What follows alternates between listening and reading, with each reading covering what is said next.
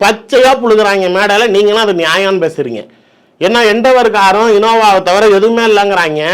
நீங்களே சொல்லுங்க, எல்லா மீடியாலையும் ஒரு ஷார்ட்ஸ் போட்டாங்களோ, விஜய் பிரபாகர் பிறந்த நாளைக்கு அவங்க அம்மா போர்ஸ் கார் கிஃப்ட் பண்ணாங்கல்ல, அதையும் அவர் சொன்ன பட்டியல் இல்லை, எவனாவது யோசிச்சிங்களா? சரி, அதுக்கப்புறப்பட்ட அந்த மாநாட்டுக்கு வந்த வண்டிகள்லாம் பார்த்தீங்களா?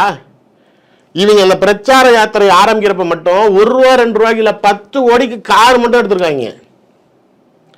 LC 300 லேண்ட் குரூசர் 300 2 வண்டி. இவங்க ஒரு அம்மா ஒரு காரு இவங்க பிரேமலதா யூஸ் பண்ணுறாங்க, ஒரு காரு சுதீஷ் யூஸ் பண்ணுறாரு, ஒரு கார் ₹3.5 கோடி. நான் சொல்கிறத கணக்கு போட்டுக்கோங்க.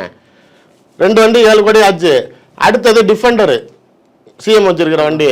விஜய் பிரபாகருக்கு சாக்லேட் கலர். யாத்திரைக்கு முன்னாடி ரெஜிஸ்ட்ரேஷன் கார் இன்ஃபோவில் எடுத்து நம்பர் எடுத்து போடுங்க, எப்போ ரெஜிஸ்ட்ரேஷன் ஆச்சுன்னு பாருங்க.